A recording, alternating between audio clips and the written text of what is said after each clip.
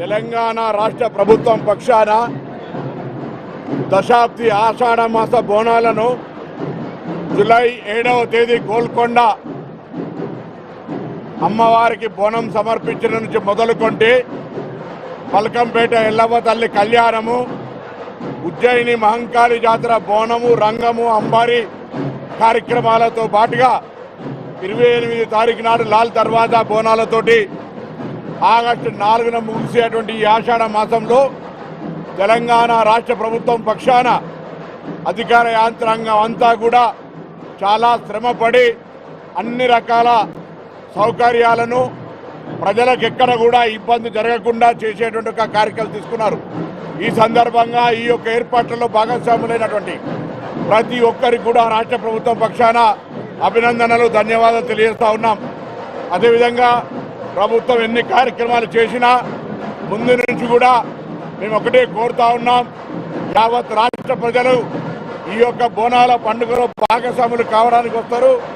జంట నగరాల ప్రజలు ఈ కార్యక్రమం విజయవంతం కావాలంటే ప్రజలందరి సహకారం కావాలని కోరినాం.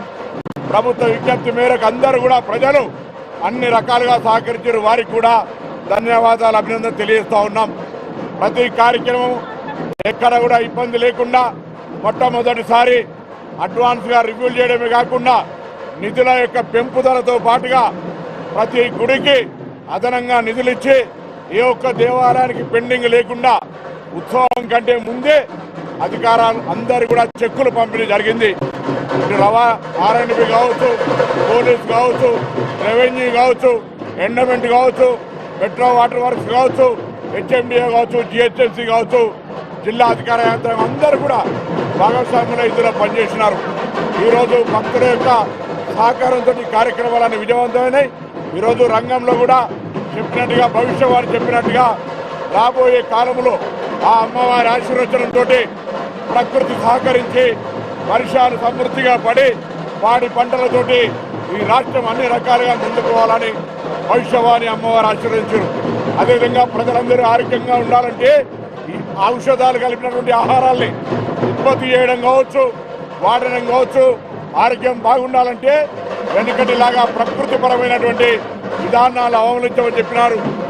భక్తులకు సంబంధించి చిన్న చిన్న ఇబ్బంది ఏమైనా వచ్చినా భక్తులు వాళ్ళ బాధ్యతగా మరి కార్యక్రమం లోపల కొద్దో గొప్ప అమ్మవారు దర్శించుకోవాలంటే శ్రమ ఉండాలని చెప్పినారు. కాబట్టి ఏది ఏమైనా అన్ని రకాలుగా ఈ హైదరాబాద్ ఆషాఢ మాస బోనాలు విజయవంతంగా జరిగిన అందులో భాగస్వాములైన పాత్రికేయులతో సహా అందరికీ కూడా హృదయపూర్వకంగా ధన్యవాదాలు. రాష్ట్ర ప్రభుత్వ పక్షాన తప్పకుండా దానికి సంబంధించి దేవాదాయ ఇతరత్ర శాఖలకు సంబంధించినటువంటి సమన్వయంతో ఆ అమ్మవారి భవిష్యవాణి యొక్క ఆలోచనలను చర్చ చేసి గౌరవ ముఖ్యమంత్రి గారు నోటీసులు తీసుకెళ్తారు.